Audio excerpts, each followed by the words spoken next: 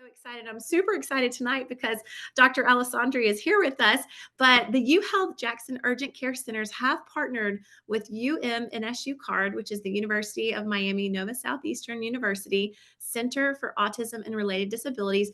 They have partnered together to achieve autism friendly designation, which is the first in the state of Florida.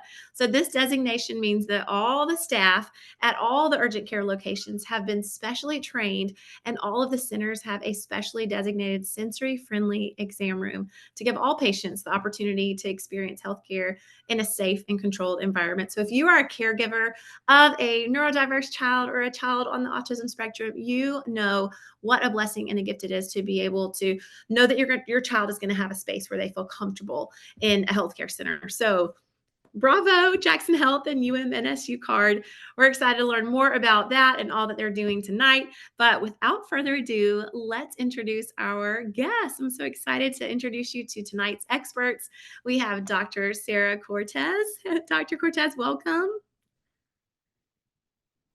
Thank you. Thanks so much for having me. Of course. I want to tell our guests just a little bit about you. So, Dr. Cortez is a pediatric emergency physician and educator with Jackson Health System, and she completed her undergraduate and medical school training at the U, followed by pediatric residency at Holtz Children's Hospital, Jackson Memorial.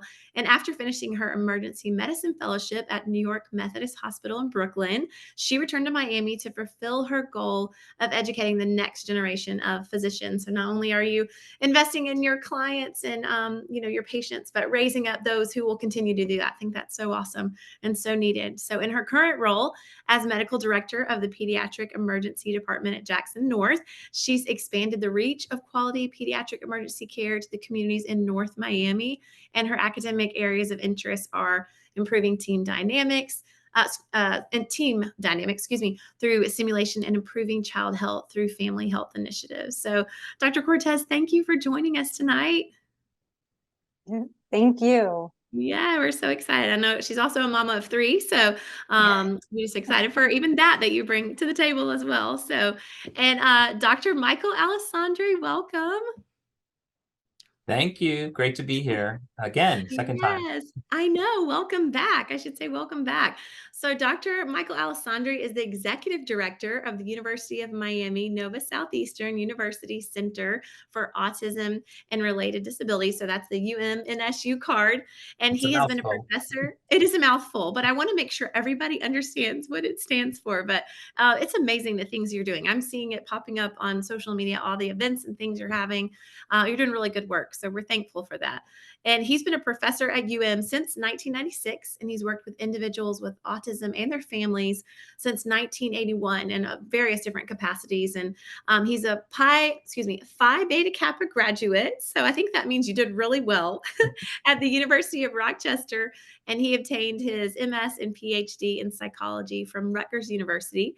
And at the University of Miami, in addition to his other roles, which are very many, he is serving as the Department of Psychology's assistant chairman for community outreach and engagement. So you are a professional for this. You have presented, consulted, published internationally on developing appropriate and effective educational programs for students with autism. So tonight, we're really going to get to pick your brain, and I'm excited for that. So in addition to his work, he has received numerous research and service grants and notable awards within the field, including the Autism Societies of America's Wendy F. Miller Autism Professional of the Year Award and National Autism Program of the Year for UMNSU CARD. That's so awesome.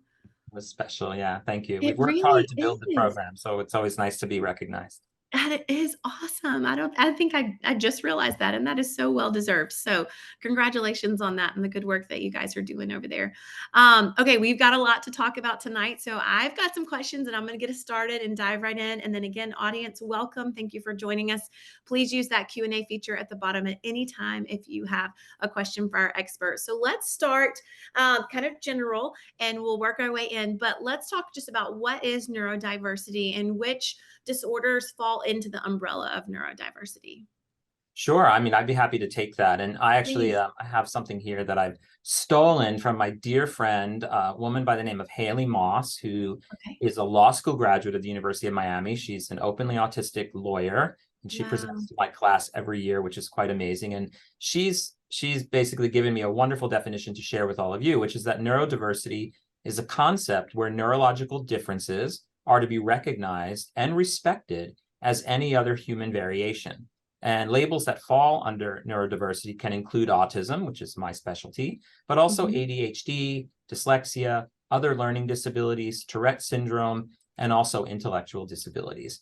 And I think that's a beautiful It is. overarching definition of what we conceptualize as neurodiversity. I think the only thing that I would add is that it's important to recognize that while we respect all neurodiversities, that doesn't mean we dismiss the reality that people with neurodiversity, some of them may also have some disabilities that Yeah. affect their ability to, successfully navigate life in some ways, whether it be Mhm. social, emotional, behavioral, communicative. So it's really just about respecting that there are people with unique differences that affect their lives differently than people who may be considered neurotypical. Neurotypical, yeah, that's great. What a great definition. I love that.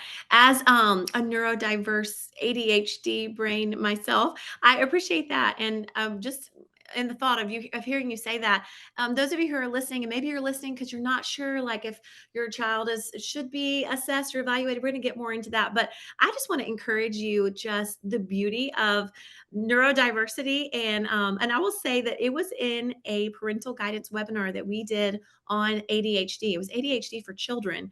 And it motivated me to go and get tested. And that's how I figured out that I have a little bit of a neurodiverse brain.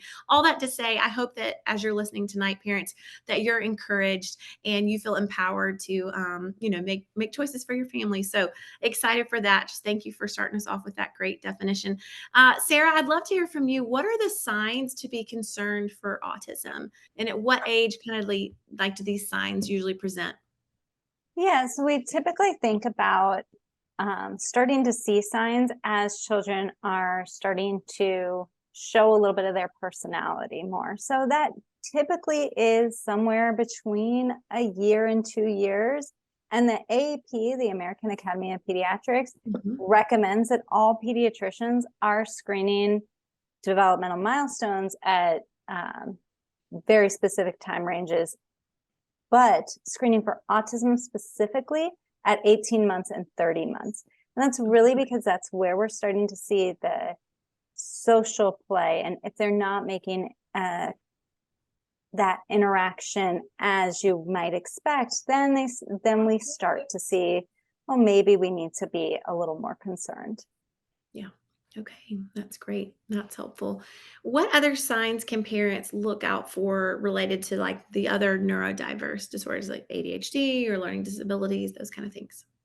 Yeah. So, as you might expect with learning disabilities, you may not see them until a kid starts in a classroom setting. And that's usually now around 4 years old with pre K. Mhm. And we will start to see it that young. But oftentimes it takes a little bit, especially when we're talking about learning disabilities in math. You really might not see it for a long time. And it is a spectrum. So even with Yeah. ADHD, you may not get a diagnosis until you're an adult because you have 38 been years old. able, right? Yeah. Because you have been able until this point to manage it, right? Mhm, mhm. Yeah. No, that's helpful. That's so great. Things to be looking for, just in our children. What about, let's talk about just stress. We know that, stressful situations can make us act differently, but what are ways that kids would act in like new or stressful situations? Right. So all kids we expect in stressful situations, and like my line of work, that's kind of all the time that I see them, to regress a little bit, to act a little bit younger than what we would expect. But with neurodiverse kids, kids with autism, that may be that they lose their ability to speak that they may have had, or now they're going to act out and get very aggressive where normally they're not aggressive children. And it's Mhm. not because anything's wrong with them necessarily. It's because they're hurt. It's because they're scared. It's because we really like routine. And my emergency department is anything but routine. Yeah. As So as a you would lot of expect. that. Yeah. So you do end up with all of a sudden a kid who's very outgoing being very quiet and then exploding. And as a parent, that's just like, well, where did Challenging. my kid go? Right, Right. right. And kind of seeing even in small stressors how your child reacts may prepare you for what they're going to end up doing if we get to a bigger stressor, like we have to go to the emergency department, just so you're prepared and thinking about, okay, this might happen. How are we going to manage? Yeah, I guess that's another kind of lead-in question to like what can parents do to mitigate or maybe decrease the behaviors in new situations because it's going to happen. Like there's going to be new scenarios and how do you step into that in a prepared way? Right, exactly. And you know, everyone knows their kid best. So my kid likes music. Great. We're going to have the music ready. We're going to have the headphones on. We're going to be prepared. Yeah. Right. You're But welcome here. I am a fan of screens as a distraction tool in these sorts of scenarios. So Yeah. while I don't love to have kids in front of screens all the time, as a good pediatrician should not want that, Right. I also realize that in new and stressful environments, the screen may be that thing that they know and they feel comfortable with. And Mhm. I'll take that. Yeah. Right. Yeah. Yeah. And just letting the staff, wherever you end up, in whatever urgent care, emergency department, anything, know those things ahead of time, I think really prepares you for the best success possible. Yeah. Yeah. That's great. What about let's talk about this. If my child is exhibiting symptoms of autism, learning disorders, ADHD, or other neurodiverse disorders, where do you even begin in getting them screened or seen? There may be someone watching tonight going, I'm going to listen to that webinar because I don't even know where to start. Kind of encourage us and tell us what you would suggest. Yeah, it's really hard. And I think being in the emergency department, I have seen, and being a parent, Yeah. I have seen where our system, our medical system as a whole, falls short of what we would love to see. I would Right. love to see every child screened in a developmental pediatrician's office. Right. There are just not enough of them. Well, I would love to see every child get to the neurologist in a timely fashion. There's just not enough of wow. them. Yeah. So really starting with your pediatrician is the best in. Your pediatrician, one, hopefully has already that relationship with you, and hopefully you trust, because that is huge. Yeah. And can get the screening started, and even actually get your therapies started before you Mhm. see the developmental peds, the Wow, yeah. psychologist, that because they can start those things in a more timely fashion. Yeah, that early intervention so important. Talk to us about here's a question from our audience. Can autism symptoms appear in older kids when they've not been previously diagnosed? Yes, and I think Michael can probably speak to this even more, but absolutely, we can miss children for so many reasons, COVID notwithstanding. I mean, we had kids home for 3 years. Yeah. So, Got behind on the appointments and all that. Yeah. right, we may just have that happen, but Right. also absolutely, if like your ADHD, there are many kids who may have a very mild form that just, they made it through. Yeah, right. Right. Yeah. What about here's another question from our audience. Like, what about we're speaking specifically, tonight mostly about children, but again, people may be listening going, one guest is asking, how can an adult get tested for any of this? Was the same thing you start with your primary care? Like what's your suggestion there? Michael, do you have a better answer for this? I don't do No, I mean, I'm adults happy to with, jump in. I didn't want to interrupt, yeah, but Yeah, no, it's great. We've got lots of questions, so we're I'm gonna be gonna bouncing just back and forth. try to give a bigger answer if I can, just for a moment. yeah, Yeah, I of think course. in terms of getting access to services and access to care. I mean, there are different entry points for people depending on their ages. So if families are concerned between 0 and 3, we have something called Early Steps, which is a federally funded state program that allows families to have their children evaluated to see if they have a developmental disability that would then lead to some treatment for them. So it's important for families to know about Early Steps for children under 3. Between 3 and 5, we have a program called Fiddlers, where children can be evaluated for their eligibility for special education services in school. So it's important to know that that's a different entry point for a different age. Beyond that, there are specialty clinics here at the University of Miami and other places throughout the state. I know we have people from other places, but it really does just kind of depend on where you are and what's available. But I also think that it's important for people to know that autism can, at least I'm only an expert, quote unquote, in Quote, autism. very quote. We're giving it to you. It's a weird word to say publicly, but children with autism can be diagnosed in very obvious cases by 18 months, but very reliably by 24 months. But unfortunately, in the United States, most kids with autism aren't diagnosed until they're 4 or 5. And if they're minorities or traditionally underserved kids, maybe a year or 2 later than that. So a lot of our kids, even the ones that are most resourced, are missing out on a lot of critical years of early intervention because the diagnosis is too late. So I want to just emphasize what Dr. Cortez said earlier, which is that don't wait for the diagnosis. If you have a concern, begin some form of intervention and rely on the people and the providers and the doctors in your community, in your life, that you trust to put you on the right treatment path. We do, in terms of children who are diagnosed later, we see this typically in girls who are often missed in terms of their diagnosis of autism, particularly if they're what we call high functioning. We prefer the term low support needs now, but it's children who are verbal, who are intellectually kind of intact. They can often fade into the system and not be diagnosed. Sometimes people just assume they're shy or timid or anxious or depressed, and often they don't get the diagnosis. And we have lots of young adults, particularly females, who get diagnosed as adults. Because they've gone through life and they've struggled through life, but it's not until later on that they're able to get a diagnosis. And just like the specialty clinics that exist for children, particularly the one we have one here at the university, they can diagnose adults as well, and we have the tools to do that.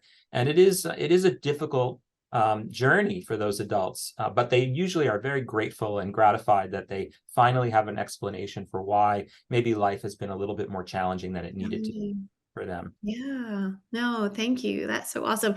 And imagine we'll get more into this, but like Early Steps, I mean, what encourage families? What's the best way to kind of seek that out? Just a Google search, knock down the doors of UMNSU CARD, and they will help you. I know that. Honestly, yeah, I mean, so CARD is Florida's statewide system of care for families who have a child with autism or even an adult with autism. We serve the whole lifespan. So you can come to us any point in your life or your child's life.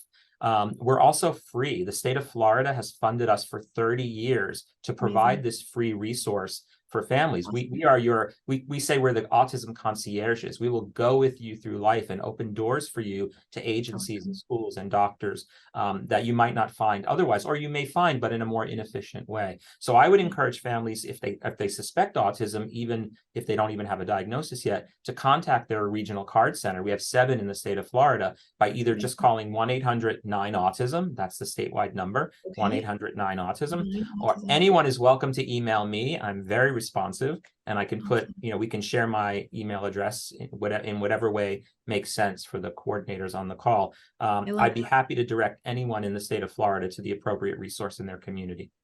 Thank you. Oh, that's so awesome. Yeah. So there's resources there available, people ready and willing to hold your hand through this and walk with you, which is just outstanding. And that it's a free resource. So just explore it and examine it. It's certainly worth it. I knew our audience would get going with some questions. So we've got lots of questions coming in. I want to circle back one thing, Sarah. We were talking about where should we begin in getting them screened and seen? And you were talking about just different specialists, like who should be involved in our children's care team? Yeah, so that's one thing that I think, they say it takes a village. It takes a specialized village. So for a child with autism, really, we would like your psychologist or neurologist, someone who's that like lead person from the mental health range. And then you really do want your therapist, so your ABA therapist, and some, depending on, again, where we are on the spectrum, speech, occupational, physical therapy. And it does start to get a little overwhelming with all these kind of appointments, where the NSU card program comes in, and NSU card program comes in so handy, because you do need that coordination. It's such a blessing that I don't think we nearly take the advantage we should. And really, that's from a medical team. Now, kids who also have Down syndrome will also perhaps need other specialists, but really just speaking toward a neurodiverse setting. Okay. Really start to get a bigger team going. Having someone at the helm of that, and it may be your general pediatrician, that medical home, but also then making that connection to the school. So it's not only medical, now we're getting into the social and the rest of your life scenario, really getting into that, and having the school counselors on board, having your individualized education plan, your IEP set up, like Michael was saying, from early on is huge. And getting the kids into school and getting them going, set up for success, really. Yeah. And I just know that there have to be parents listening who are walking this road, have walked this road, and I just can't even begin to imagine all of the, as any parent, you carry so much weight because you want to do everything you can for your child. And to just hear you even saying, okay, and then the care team has to be this person, all these different therapists, is so much. So I just want to encourage just parents listening in tonight, especially if you're joining us tonight and you're weary, just keep going. And, all these sacrifices that you're making for your children are so worth it, even if no one sees all that blood, sweat, and tears, but just to know that you are just serving your family. I feel compelled. I just feel like that's a heavy weight for a lot of people, are having to bear that, and just to come around one another and, in community of those who are walking this. And I think that is so awesome what CARD, offers for families, and even connecting to other families. So don't walk this road alone. If this is a new road for some of you listening in, link arms and utilize these resources. We have tons of questions coming from the audience. So I've got 2 more for you, Dr. Alessandri, and then we're going to start doing lightning round from the audience questions, but kind of more general again. Dr. Alessandri, is there a cure, or are there treatments for autism or other neurological disorders, medications, that kind of thing? That's a really important question, and I think it's often a complicated question, because if I live and breathe and work in the neurodiversity community, and there are a lot of strong opinions about this word cure, and I think rightfully so. If we're truly going to be neurodiversity affirming and respect differences, then we shouldn't really be talking about curing people. We should be talking about providing them with the appropriate treatments that allow them to function at an optimal level. With that said, and this is where it gets a little bit nuanced, and maybe we need a longer call for our webinar for this. I think we're definitely going to need a part 2 of this. There are, and this is something I always try to say whenever I speak publicly, there is a subpopulation of individuals in my field, in the autism spectrum, who are really severely and profoundly affected by their disability. And their needs often get lost in this broader discussion of neurodiversity, because it's one thing to respect someone's differences if those differences still allow them to function in the world, in a relatively easier way. But when you are struggling to do anything independently, if your family is not able to take you out into the community, if you're engaging in severe aggression or self-injurious behavior, absolutely, you can understand why some people would want a cure for that problem. Or a treatment that would be effective. But yes, there are treatments. There are, the most effective and evidence-based treatments for autism are behaviorally based treatments. So applied behavior analysis, and of course, the basics, the speech therapies, the occupational therapies, the physical therapy. I think physical therapy and occupational therapy are often overlooked. And I do think, and it's unfortunate, because there is a major motor component to a lot of what we see developmentally in children with autism, probably some of which explains their difficulties with communication. So there are treatments, and there are a couple of medicines that have been approved for use in Okay. children with autism. They don't make the autism go away, but they Right. allow the child to have less rigidity, less agitation, and maybe cope better in a world that's very, very challenging. This, one of the single most important features of autism is underlying anxiety, a high level of Mhm. anxiety, which leaves them to not want to deal with change, to be insistent on their routines. And so sometimes we have to find strategies that help them cope and regulate themselves despite that anxiety. So I'm really comforted to know, I mean, I've been lucky to work over 40 years in the field. So I've seen Yeah. us go from really having no viable treatment options to having treatment options that in some cases allow children to live perfectly normal, full lives, That's awesome. fulfilling Wow. lives. Yeah. Wow. That is awesome. The experience that you've had over the time to see the growth and all of the development. Um, on light of early intervention, how does early intervention help in the treatment of autism and neurodiversity? Well, I think the one thing we've learned more than anything else in the field is that with the earlier the identification of the problem, let's say problem, Mhm. the neurodiversity, we'll not call it a problem, Right. the more likely you'll get the interventions that are effective earlier. And when you are treated earlier, your outcomes are universally more favorable. So, and that means that a person with neurodiversity who's been exposed to highly effective evidence-based treatments is going to have more opportunities for inclusive education, for community integration, for work, college, marriage, all the things in life that people think that they want, right? As Right. adults as they get older. So I think it's really just simply about allowing individuals to have the opportunity to hope for a fully realized life. And early intervention, early identification with the application and access to the evidence-based practices just simply allows that possibility to stay alive and well in people's That's right. hopes and dreams.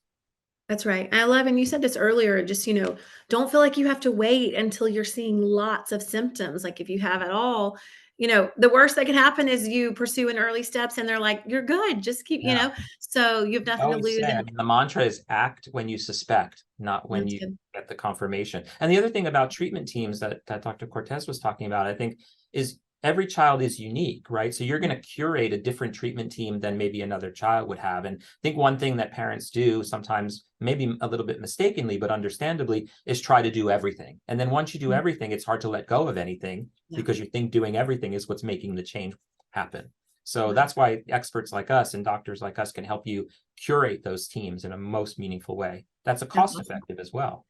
I love that you said the concierge, autism concierge. That's like each case is unique and different. So I love that. All right, here we go. Lightning round. I'm gonna let each of you just kind of jump in and say, you take that one, or I'll take it. But I'm gonna zip through some of the audience questions. Okay, one is, do you think TDAH, and forgive me, I don't know, I'll know all of the acronyms, but do you think TDAH could be hereditary if one of the parents have the disorder? What's TDAH? I don't know. Yeah. Maybe it was a typo. Is that no, maybe it's just an acronym that I'm not Maybe sure. is that um I'm Googling. we'll No, it's have to great. ask. It might be in another language. Just Oh, oh, ADHD, it's yes, it was a it's ADHD. typo. Okay. AD, yeah, it may have been No, the hablo Spanish español. translation. Yes, No, might have been perfect. the Great.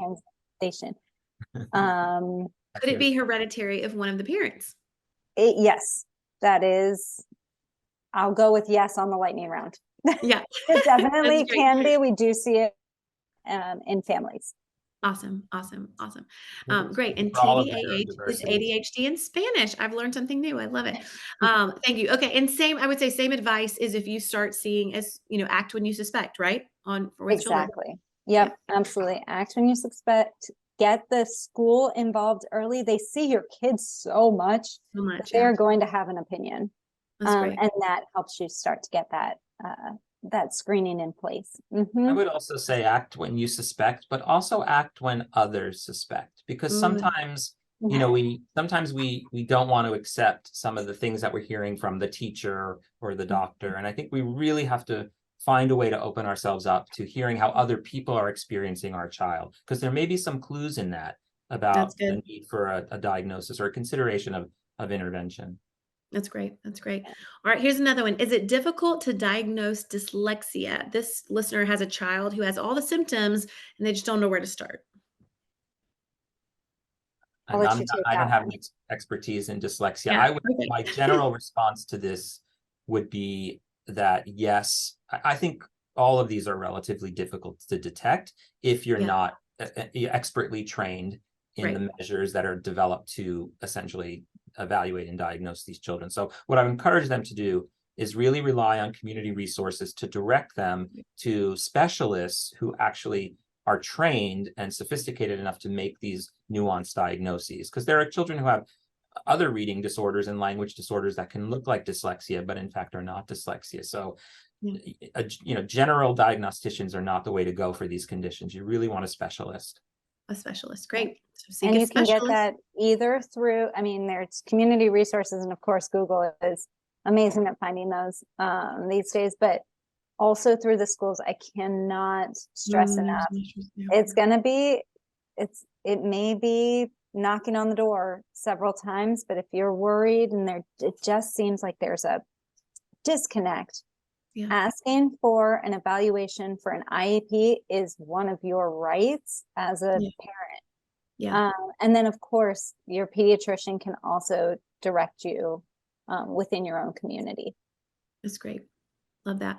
All right. How did the new American Academy of Pediatric guidelines for delayed milestones contribute to kids remaining undiagnosed? This is a great question.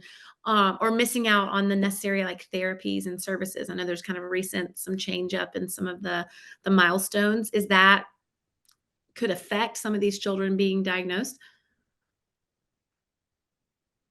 I truly don't think so. I think if anything, it takes the burden off of families that, oh my God, my child isn't walking yet, when it's still within an okay time frame and they're going to be perfectly fine. Yeah. Yet to be seen, because really that's it. This is It's just new. come out. Yeah. It's new. I'm more worried about it, I think, than maybe Sarah is. And I think she's right. Time will tell. But we've had other issues like this over the years with other, professional bodies, including one of the prevention task forces that actually argues against doing routine screening at 18 and 24 months for autism, because some kids may not have it and test positive for it, and that could be a negative outcome. But I still think the benefits outweigh the risks. Right. Early screening and identifying concerns as early as possible. I mean, there's some indications in the literature that we may eventually be able to diagnose autism between 9 and 12 months. So if we're not attending to those early nonverbal social communication behaviors, we may miss that from a developmental perspective. I guess I've just learned to be very, cautious and a little bit aggressive with diagnosis, because the idea that someone may wait and lose out on intervention really keeps me up at night. Night. Yeah. Great. Hey, you got a round of applause from an audience guest on that one too. That's great. Okay. How long does it take? Let's see. Oh, hold on. Okay. How long does it take for a change after starting ABA therapy? Now, this guest, and these aren't your clients necessarily, your patients, so I know it's hard to kind of speak to specifics, but she said they started at 18 months and now he's 5 and nonverbal and aren't seeing much change. Yeah, are they local? I would love to see them if they're local, so that we can recalibrate. Get Michael's email, send him an email. Yeah, no, because I think one of the things that I do with our patients here is that we try to meet regularly and we recalibrate the treatment path going forward if we're not seeing meaningful change. I think what I tell parents is there should be a notable increase in skills, within the first 3 months of ABA treatment. You should see some benefit, right? Really within 3 months, some measurable benefit. Now, there may be plateaus over the course of the next few years, but if you're not seeing any response to treatment, any meaningful response to treatment, you have to rethink what you're doing. And that may be starting with a different treatment first, looking at the different degrees of treatment that you're providing, maybe changing providers. I always joke that I've probably fired more therapists in Miami than anybody else, because not because anyone's doing anything wrong, because you want parents to be comfortable making changes if something's not working, and it's no fault of anyone's. It just sometimes it doesn't work. Right. That's good. And that goes back to getting your care team, getting your village. It is totally okay to say, you're just not the right fit for me, for anyone, right? Yeah. For your pediatrician, for your therapist, it is okay, because there is a ton of different options out there that may fit you better. Yeah, that's right. Thank you for saying that. I feel like I've had conversations just with moms of like, I don't even know that I could ask my pediatrician that. I'm like, what do you mean? You should be able to ask your pediatrician Yeah. anything, you know? So that's a great word of encouragement. These are experts, and you should be able to bring everything about your child to them, which is why I love this time too, because I feel like, man, it just feels like a candid opportunity to really ask our questions. And we should feel this way, this sort of relationship with those providers for our children. So thank you for saying that. All right, here's one. And I think maybe, correct me if I'm wrong, but CARD may be a service, but what services are available for families who have recently entered the US that have children with ASD or other diagnoses, but they need therapy, but they don't have insurance yet? Mhm. So yeah, I mean that's the in United States and insurance, that's a big Yeah. challenge. No, so there are supports that are available. Certainly, if they're in Florida, they can access card services. We don't deny services to anyone who's living in Florida that needs our support. We don't necessarily really provide the direct intervention, but we can help families navigate the community resources to find what's appropriate for them. The most beneficial thing for a family who doesn't have access to insurance or resources is to make sure that child is in school, right? School is the most important place where you can have, and I saw in the chat, you can have a 504 plan, which Yeah. is allow some accommodations, or you can have a full IEP, which Mhm. is it's a little bit more substantial. And you can Mhm. get access to a lot of the therapies that we would recommend for you out in the private, marketplace. So I think the most important thing is to use the existing systems that are designed to support any child with a particular neurodiversity. It's great. Schools are Thank your friend in you. providing services when you can't get them really anywhere else. It's really tricky for some families. Great. Yeah. All right, here's another one we a little bit spoke about, ADHD, asking, is it hereditary? I think we tapped a little bit on, yes, it can be.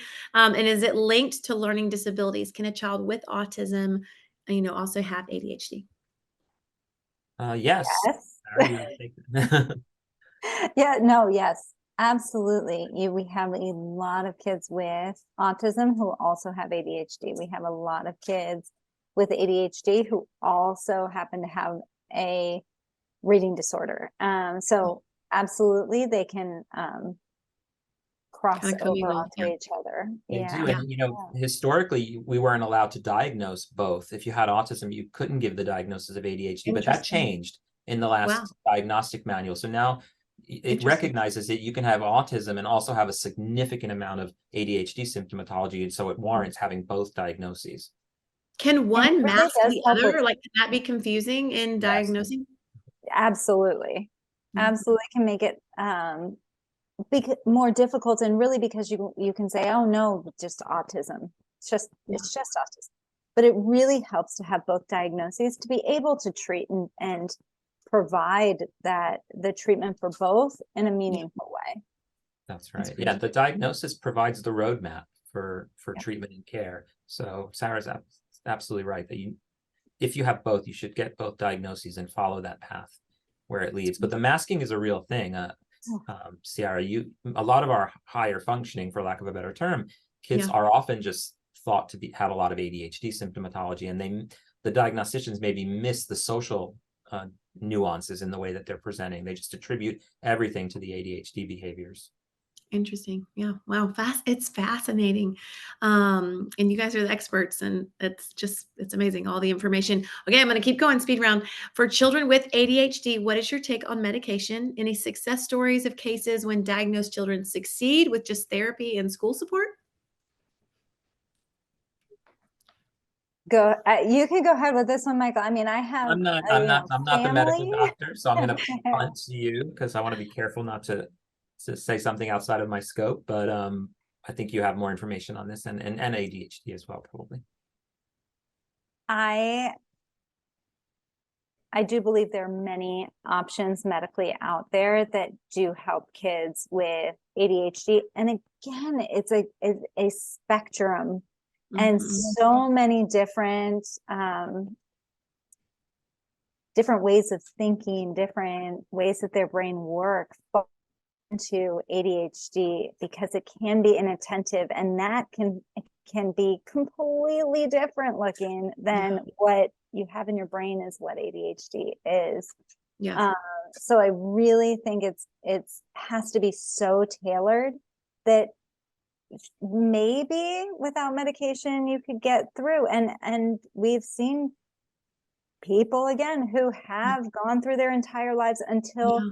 medical school before Yeah. they needed medication to get over that last hump of the testing with all the stressors that come with Yeah. medical school. But Yeah. if you have a kid who's struggling in school, I would look at medical options and medication options, whether it's stimulant or non-stimulant, and really work that through with your medical team. Yeah. It's great. Thank you. All right. Ooh, there's just so many. I'm trying to kind of group them together in topics while we're on one topic. Okay, let's see. Okay, this is kind of like a scenario. A 7-year-old son diagnosed with autism and ADHD, and he's having emotional tantrums that can last 30 minutes or more. He's unable to get control of himself. They're really worried that he's at risk of harming himself or others, very destructive when having tantrums. They've received different guidance as to whether to consult with a psychiatrist or a psychologist, and he's also receiving ABA therapy. Any suggestions? Obviously, it's showing the importance of like that care team, and then obviously the importance of being willing to pivot if needed. So, how would you encourage this family? Yeah, I mean, I think I would encourage them to speak to a trusted advisor, doctor. I mean, the beautiful thing about what we do at CARD is we're free, so we can really give objective opinions really about what we think is necessary. I do think, I mean, the behavioral piece is very important, but there are also some useful strategies that an occupational therapist or even a speech therapist could deliver in a case like that would be targeted toward helping the child understand what he's feeling about in certain situations, how he thinks about certain situations, and also the emotional regulation piece that he's struggling with. Sometimes the behavioral piece is not enough alone. It really needs to be a team approach. But I think, I also think when kids start to become 7 or 8, and they continue to be, struggle in terms of their emotion regulation and these outbursts, that's probably the sweet spot for beginning to think about medication as an additive. But I Yeah. would want to exhaust all the behavioral pieces, meaning the OT, the speech, the behavior analysis therapies, and sometimes even working with a child psychologist Yeah. on approaches that are not just about the child, but also about how the parent is reacting to the child, right? Yeah. And we have something at called parent-child interaction therapy, which addresses this very kind of scenario where parents are coached in a live situation to navigate those difficult moments with their child. And because it is a little bit, and I'm not saying the issue is only just with the child and the parent, but Right. with the child and some other person. And you Yeah. can either, moderate that or you can escalate that. And so Yeah. knowing That's how to right. Yeah. respond is really important. That's right. That's right. I Yeah, know and my this own is emotional deregulation is not helpful, in those moments. It's hard. it is really hard, and this really is the age that you want to tackle it, right? I mean, if not earlier on, really right here, because as we get into puberty, Mhm. Yeah. there's even more happening, and Yeah.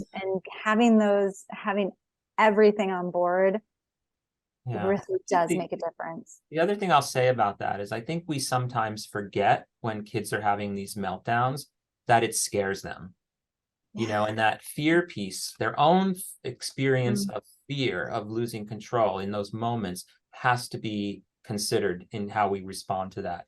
And I think we Yeah. often forget that. We forget that emotional experience the child is having. We just interpret it as a behavioral response, and that's a mistake. Mm. So Yeah. that's where the Yeah. team comes in, helping us conceptualize what this all means and feels like for the child. No Right. child wants to have a meltdown. Yeah. Yeah. Mm. No child wants that. Oh, this is so good. I'm looking at our time. We've got about 10-ish more minutes, so we're gonna keep them coming, but we might have to have a part 2 because this is just so good. Okay, CARD, the resources. If someone applied now to CARD, like how long does it take until they can kind of get the next step? Does someone contact them? What's the Yeah, process? so they can either call, which is fine, but they can also go to 1-800-9-AUTISM, right? 1-800-9-autism. For the Miami one, it's extension 1. Okay. But also we have a website, card.miami.edu, and you can register online. That paperwork will come to our team, and then we will assign a card specialist to do a clinical intake with you in person or virtually, whatever's Awesome. easiest. And that's usually done within 2 weeks. So there's no waiting list. We don't maintain That's great. any waiting lists here at CARD. We're serving over 16,000 people here at UM and over 75,000 people throughout the state already. So we welcome we want everyone to find us. I hope your inbox is full tomorrow morning. Yeah, This is I what I'm was looking going to say, be careful what you wish for. I know. I'm like, if you It say will your be email, anyway. it's going in the chat and you're getting emails tonight. The inbox will be Um, full anyway, don't worry. That's great. Okay, zooming through some more, and forgive me, I'm sharing, I don't know what all the words mean, so you're going to help me learn, and we're all learning together. What is your opinion about autism and epigenetic? Dr. Cortez can take that. I honestly cannot, I will not be the person for this one. I do believe a genetic specialist would have to really tackle this Speak to question. Okay. Yeah. I mean, what I'll Another, say is that, sorry. can I just say that there's little question that autism is a genetic disorder. And I think we are part of the National Spark Network, which is a genetic study being done on tens of thousands of families. And we, through that study alone, I think we've added to the number of known risk genes for autism. I think there are close to 200 genes now that have been associated with autism. So it's clearly genetic, but most likely these are what we call de novo mutations. They're not necessarily inherited from parent to child. It's just something that happens that causes the child to have this mutation. And it's not a Wow. mutation like Down's, the deviation Yeah. like Down syndrome, it's something much more subtle at a Okay. more minute genetic level. Interesting. But Complicated. 200 It's genes, you're saying? complicated. Yeah. That's amazing. Question. And it's probably much more, but honestly, that's why I think that We need it. when we need the geneticist in that team as well. There we go. And, Part two. is there a treatment knowing that there is a gene associated? Sometimes, but not often. Not usually. So that's well Yeah. out of my wheelhouse. Yeah. Okay. Someone's asking, maybe this is the screening or whatnot, but they said, what is the test, the name of the test for autism? Is it the screening that you do, or is there a specific test? So I'm sorry, Dr. Cortez, you want to There are so many tests. I think that's the there are many screenings that are done, and yeah, Michael, you can take It the. just depends. Yeah, it depends on whether we're talking screeners or diagnostic instruments. So there are many screeners like the MCHAT, which are used at 18 and 24 months. But really, the gold standard diagnostic measure in specialty clinics like ours is something called the ADOS, the Autism Diagnostic Observation Schedule, because that's an assessment that's based on interactions with the tester and the child, and also different scenarios that are standardized, where we can see how the child's responding relative to how a neurotypical child would respond in the same situation. So we encourage people to if they're going to do a formal full diagnostic evaluation, to go to a clinic where they do the ADOS. That's the standard test. That's best. And that standard test takes a significant amount of time, correct? Yeah, it's probably about 45 minutes on average. And then, of course, it's part of a full assessment, which can take 2 or 3 days, right? So it's one little piece. You never diagnose just based on one test score. It's part of a bigger puzzle where you're putting the pieces together. That's great. And they do that where? Like what specific, where? Like we do it at we have a diagnostic clinic called the Autism Spectrum Assessment Clinic here at UM, but there are providers in the community, actually former graduate students of ours, who now are working in private practice, who are able to do that test as well. It just can be very expensive, unfortunately, for families to do a full assessment. And of course, you can do those kind of the assessments and evaluations also through early steps fiddlers. They will. There may be some wait time. Yeah, as opposed to CARD. Yeah, no, and early steps unfortunately doesn't diagnose autism. They just determine that a child's developmentally disabled, but they may say at risk for autism. Yeah, and then make a referral. And that's something it's a pet peeve of mine. So if you're watching early steps. But I also think it's really interesting and important to note that how much bigger the evaluation is than the screener that we do at the pediatrician's general pediatrician's office, right? That's just like a checkbox and done. It's so much bigger. That's good. That's good. Yeah, because we've all done that little screener, and you think, oh, okay, we're good. But if you suspect, then let's inspect. That's great. All right. What about, can you discuss the symptoms in girls specifically where a diagnosis may be missed? I'm not sure if this question is asking about ADHD or autism specifically, but I know some things in ADHD can be missed in girls. Can things with like an autism diagnosis be missed in girls? So there's some research to support that girls, particularly girls who are, intellectually kind of intact, they have normal IQ, they have language, they often are better at masking their symptoms. We see some evidence in the literature that they just cover it up better, and so it's more difficult for other people to detect. I also think that there are some biases in the way people see girls versus boys still in 2023. So a girl who's quiet and obedient and maybe a little bit timid and shy, she's going to be, people are not going to consider that her social difficulties may have to do with autism. They're going to attribute it to something else. I mean, that's very gross generalizing, but this is what the girls that have been diagnosed later have told us, that it wasn't that they didn't have the symptomatology. It's just that the symptoms were interpreted differently by the people who were trying to understand who these young ladies, young girls and young ladies were. Right, right. Helpful. Okay, I'm watching our time. I'm going to squeeze out a couple extra minutes out of you if I can. 30 questions remaining. There's no way we're going to get through them all. So I'm going to rally for a part 2, but we're going to do our best. Okay, so son is 9, very high functioning, very smart. It's hard for people to believe the parent that he has autism, and it's hard for the parent to explain. And some people think he's just spoiled because he's smart and he does things, all this. So she's saying, how can she explain to people, he struggles with social skills and the emotional bit. Because like the silent struggle, it can be challenging if they're high functioning. I think very much like that. Yes, he has autism and he is high functioning. He's very intelligent, but he has some problems with social skills. So like me, I've had patients like this where they can tell me the entire story, but mom may say, but he'll give you every detail of his entire life. You may need to wrap him up. You may need to do yes, no questions. And knowing that ahead of time is so helpful, right? Just going into the interaction. I think it's completely okay to be honest about it and go, he's really high functioning. Yeah. And that's great. Yeah, and the spectrum concept is very important here, as is the neurodiversity concept. I think the beauty of what we're dealing with now in terms of neurodiversity is we're creating, language and images of people who have autism, but who look different than what people previously assumed autism looks like. So that's the beauty of being able to tell this whole neurodiversity story. With all the challenges that come with it, the great thing is people are starting to understand more about cases like this, that you can be autistic and still be really high functioning. Again, for lack of a better term, we don't love that term, but it is descriptive and helpful. Right. That's great. Another question kind of on that note, one parent asked, what are the differences between high functioning Asperger and ADHD?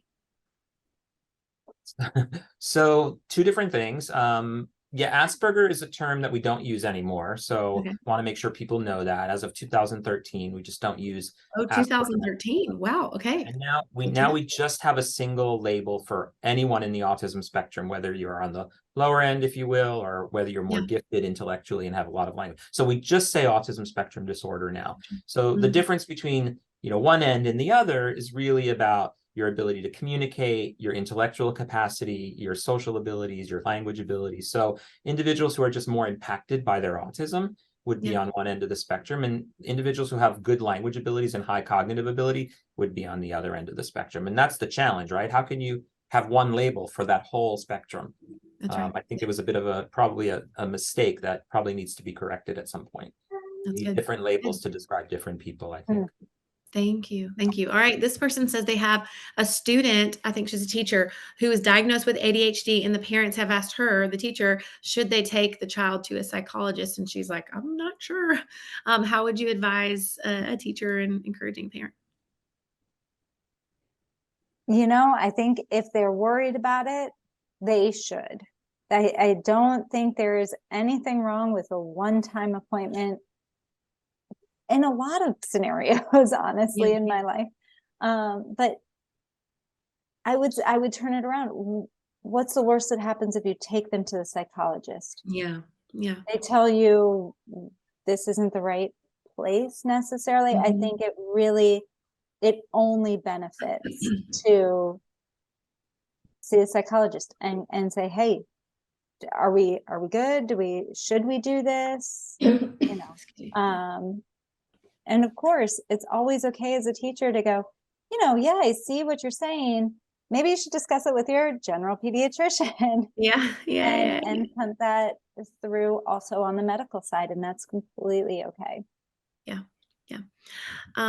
Great. Okay, there's so many. I'm just like it's breaking my heart that we're not going to get to all of them. So I'm like really trying. Okay, for a sweet 8-year-old child who with high functioning autism struggles with social interaction and making friends, what can be done? Any specific therapies? Yes, I mean, there are wonderful what we call pragmatics-based therapies, like social groups, social pragmatic groups. There's Right. an intervention that's called social thinking, where children are taught not social skills, but how to think about social situations so they can go into Yeah. those situations more prepared. There are Yeah. also, friendship building groups. It just depends on where these individuals who are asking the question are. But I'm happy to, again, if it's a local family, I'm happy to guide them to the providers in our community who do specific interventions at friendship building, social skill building, relationship building. That's awesome. All right. One listener says ASD is now 1 in 36 children. Do you have thoughts on the reason for this? Um, I think, and Dr. Cortez can join me on this one. I think what I would say is Hot seat. I have thoughts, yes. Do I have proof of anything? No. I think most experts will tell you we don't quite know why the prevalence continues to grow, and science hasn't given us an answer yet. Yeah. I do suspect that I don't know, I'm going to go out on a limb here, but Do it. I mean, I suspect they're just subtle changes in the genetic code that are happening over generations and making maybe individuals more at risk for more neurodiversity. No evidence for that at all. I also, something we talk about sometimes among our friends is, maybe autism is just kind of an evolutionary response too. Like people, we're on our devices, we're not interacting the way that we used Mhm. to. I mean, maybe there's just something historically happening here, but that I don't want to be flip about it. I do think Right.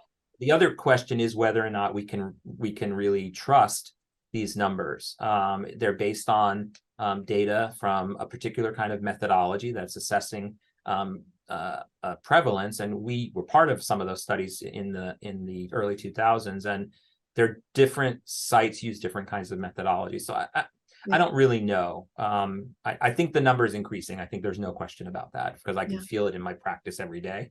But Mm. we simply don't know why. And I think anyone who pretends that they do is just misleading you.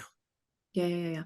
Yeah. What do you Okay, think? here's another one. We spoke I think we've done this question in a roundabout way a few times, but I just want to make sure I'm not missing something. If a parent has ADHD, can the child inherit the neurodivergent gene and be autistic? I don't know if that's like a gene related situation question. But if a parent has ADHD, can the child inherit the neurodivergent gene and be autistic is the question. I would say there's so many genes involved here that there's not going to be a direct link one to the other, I would suspect. But again, I would leave that for geneticists to run the entire code because they can nowadays and prove that link. But Yeah. I just think there are just so many genes involved now. Yeah. Yeah, I will say we do see in the autism community, there's a just heavier genetic load, for lack of a better term. Yeah. We studied kids with autism and then their baby brothers and sisters. We followed them. One of our colleagues here followed them as they developed, and there was a 20% recurrence risk. Meaning they had more chance in the baby siblings to have autism if their older sibling had autism. So there's Right. clearly a genetic linkage there. We also have dads get diagnosed, family members, parents get diagnosed after their kids have gotten diagnosed in some Wow. cases. So there's Wow. that Yeah. too. But the genetics are not insignificant here. I think we just Yeah. don't understand them We completely. don't have all the answers. Right. Yeah. And I would say again, that's that autism to autism. Autism, ADHD, learning disabilities. You do have to kind of go, there's just a lot involved. Yeah. Yeah. Wow.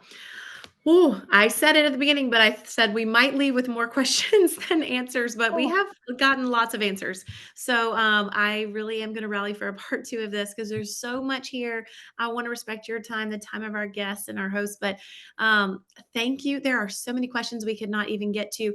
Would you please share? We've a question that we keep getting over and over is, please, can we share your contact information if you're willing, an office, or if you have an email address you feel comfortable sharing. I think that you have We some put it in the excited chat. people to email. Where should we put it? Yeah, if you're comfortable sharing that information, you can put it right there in the chat. You should have a little chat box that says to everyone.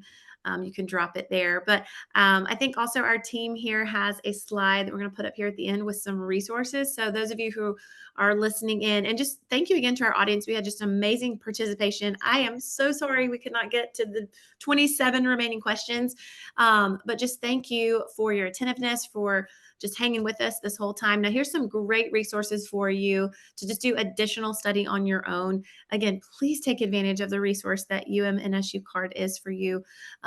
Email Dr. Alessandri. I think he probably put his email right there. So send him an email. But just thank you all so much for joining us tonight. I do want to draw to your attention, we host these events every single month. So we are the third Thursday of the month. So our upcoming one is going to be on Thursday, October 19th. Another very important topic. We're talking about preventing tragedies with gun safety. So in the US, more than a third of homes where children are living have guns stored there. So gun violence is also the leading cause of death among children and teens in the country. Sadly, that's heartbreaking. So we want to learn about safe firearm storage in your home, as well as how to talk to your kids about gun violence. It's so sad that these are conversations we have to be having with our children, but we want you to feel equipped and empowered to have those conversations. So our experts will be joining us on Thursday, October 19th. Again, recordings of all of the parental guidance webinars, as well as downloadable tips and resources, are available to you anytime at www.parentalguidance.org. So you can also sign up there to receive emails about upcoming episodes. So again, we will be back the third Thursday of October, which is the 19th. Dr. Cortez, Dr. Alessandri, thank you so much for your time and your expertise. I wish we could have gotten to every question. We just got to do it again. So please, please come back, join us again so we can carry on the conversation.